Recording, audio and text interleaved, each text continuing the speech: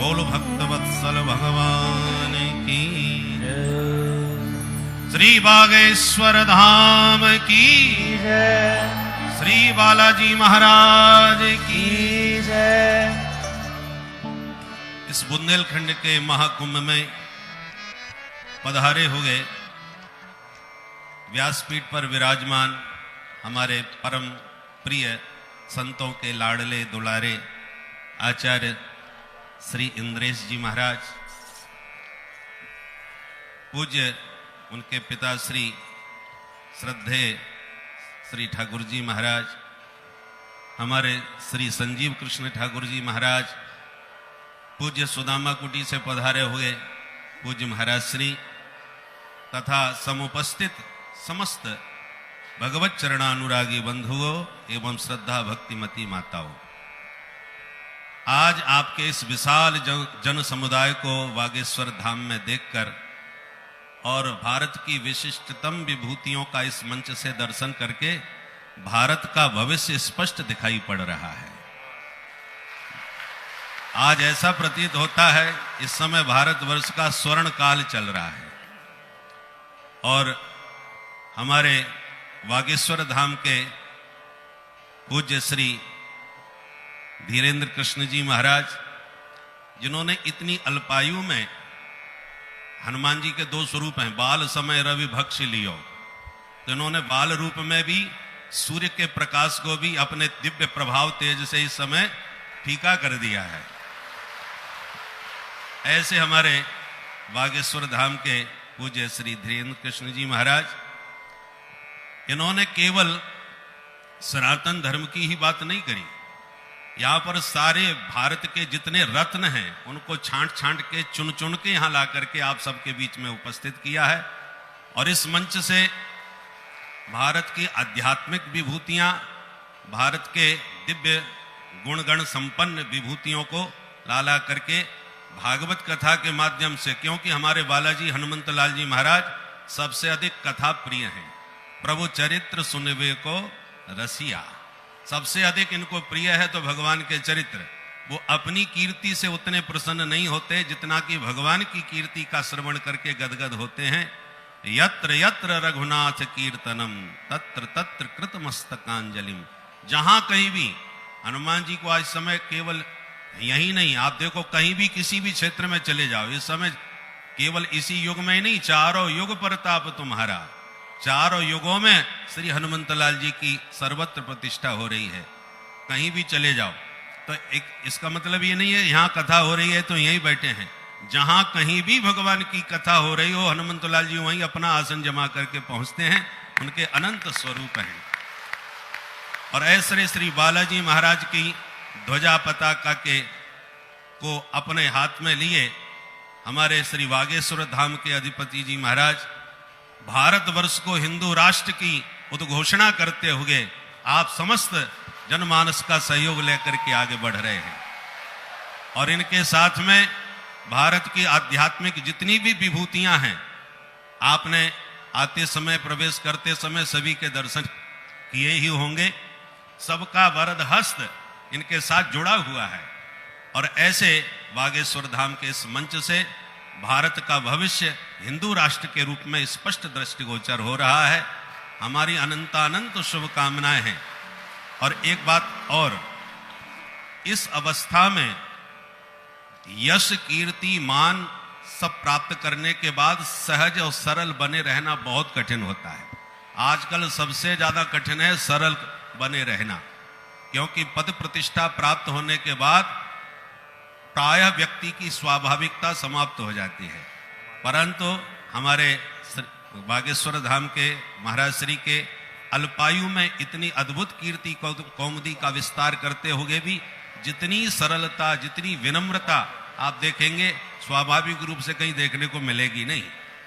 और ऐसे ही हमारे आचार्य जो व्यासपीठ पर विराजमान हैं श्री इंद्रेश जी महाराज, ये भी अल्पायु में क्या अद्भुत अद्भुत संतों के रसिक चरित्रों को इस समय अपनी व्यासपीठ से परोसते हैं। चलते फिरते कभी कभी हमको, आजकल तो मोबाइल में सब जगह सुलभ हो जाता है, हम भी सुनते हैं, ऐसे ऐसे अनोखे चरित्र सुना रहे हैं जो कभी हमको सुनने में नहीं आया अभी तक। तो रसिकों की वाणी, रसिकों के चरित्र, हमारे आचार्य, इनकी भी देखो कितनी अल्पायु है। तो इससे मुझे लगता है कि इतने इतने अल्पायु में ऐसी प्रतिभा जो भारत में प्रकट हो रही हैं, इससे भारत का भविष्य कितना उदीयमान और प्रकाशमान दिखाई पड़ रहा है। इन सब महापुरुषों के बाल रूप का दिव्य रूप देख करके हमारा हृदय बड़ा आह्लादित हो जाता है। और बाढ़ ही पुत्र पिता के धर्म, हमारे पूज्य ठाकुर जी महाराज, जिनकी वाणी से हम लोगों ने कथा बोलना सीखा, ऐसे आचार्य, ये है भागवत भास्कर, और भास्कर का प्रकाश तो आचार्य इंद्रेश जी के रूप में अब पूरी तरह प्रकट हो रहा है। हमें तो ऐसा दिखाई पड़ रहा है, पिता का ही प्रकाश होता है पर पुत्र के रूप में वो प्रकट होता है। नंदस्त्वात्मज उत्पन्ने जाता हलादो महामना। तो ऐसे ही हमारे आचार्य श्री और हमारे श्री बागेश्वर धाम वाले महाराज जी हैं, इनके ऊपर इनके सन्यासी बाबा का प्रकाश प्रकट हो रहा है। तब उन्होंने किया, प्रकाश इनके माध्यम से संसार को आलोकित कर रहा है। तो ऐसे सुंदर छोटी छोटी अवस्था में जो प्रतिभाएं प्रकाशवान हो रही हैं, इन सबको देख करके हमको लगता है कि हमारी वृद्धावस्था खूब चकाचक आनंद से कटेगी, क्योंकि ऐसे बालकों को, और हमने अपने को वृद्ध मान लिया है, क्योंकि 50 के बाद में वन को प्रस्थान करना चाहिए, नहीं 51 52, तो हम लोग तो वानप्रस्थ की ओर बढ़ रहे हैं। और इन सब के पीछे खड़े होकर के केवल हम तो, अब तो एक है ना, एक संरक्षण मंडल होता है, मार्गदर्शन मंडल, मार्गदर्शन मंडल में पहुंच गए हम लोग, तो केवल इनका प्रकाश देख देख करके आह्लादित होते रहते हैं। तो ऐसे हमारे आचार्य इंद्रेश जी और ये दिव्यतम विभूतियां, और सायंकाल प्रतिदिन जो दिव्य गायक और भजन संध्या, आज शीतल जी आए हैं और प्रतिदिन कोई ना कोई महापुरुष आकर के अपने कंठ से दिव्य भजनों का भी आनंद आपको देंगे।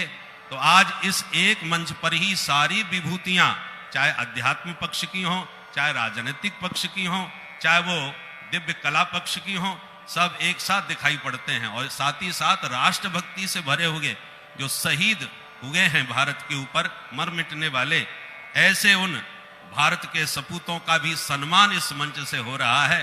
तो हमें तो लगता है ऑल इन वन, सारे विभूतियों का एक जगह दर्शन करना हो तो बागेश्वर धाम में आकर के कीजिए। और ये हनुमंत लाल जी की ध्वजा के नीचे यह अलौकिक दृश्य देख करके हम सब सनातनियों का हृदय आज आनंद से भर जाता है। और इसी भाव के साथ आज हमको कथा प्रारंभ करनी थी मैहर में, परंतु कलाकारों को मंच पर बैठा के चले आए। हमने कि आज आ जाए तो ठीक है, नहीं तो आज भजन संध्या ही कीजिए। भागवत फिर भगवान की कृपा से हम जितना बजे पहुंचेंगे उतना समय प्रारंभ करेंगे। तो और हमारे ठाकुर जी महाराज को भी शीघ्र जाना था, परंतु यहाँ पर इस धाम की विशेषता है कि कोई कितना भी व्यस्ततम हो, पर जब बागेश्वर धाम में जाने की बात आवे तो सारी व्यस्तताओं को किनारे करके साथ दौड़े दौड़े चले आ रहे हैं। ये चुंबकीय शक्ति हमारे श्री धीरेन्द्र कृष्ण जी महाराज में है, जो कहीं भी हो सबको खींच खींच करके बुला लेते हैं। और अणोरणीयान महतो महियान का स्वरूप इनमें प्रत्यक्ष दिखाई पड़ता है। कितनी हमारे हनुमंत लाल जी में यही तो विशेषता थी, अति लघु रूप भी बनाना जानते हैं और कनक भूधराकार शरीरा होना भी जानते हैं। और इन दोनों स्वरूपों को आप हमारे बागेश्वर जी महाराज के स्वरूप में आप देख सकते हैं। एकदम विनम्रता भी दिखाई पड़ेगी और कभी कभी अपना विराट रूप भी दिखा देते हैं महाराज। किसी भी मंच पर किसी को भी कैसे भी चुनौती दे सकते हैं। ऐसा अद्भुत सामंजस्य यहाँ देखने को मिल रहा है। इन्हीं शब्दों के साथ अनंत अनंत शुभकामनाएं।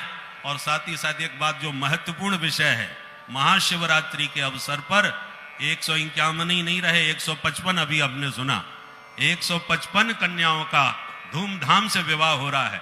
किसी का जीवन में एक बार विवाह होता है तो 2-4 विभूतियां भी आ जाएं तो बड़े सौभाग्य की बात होती है।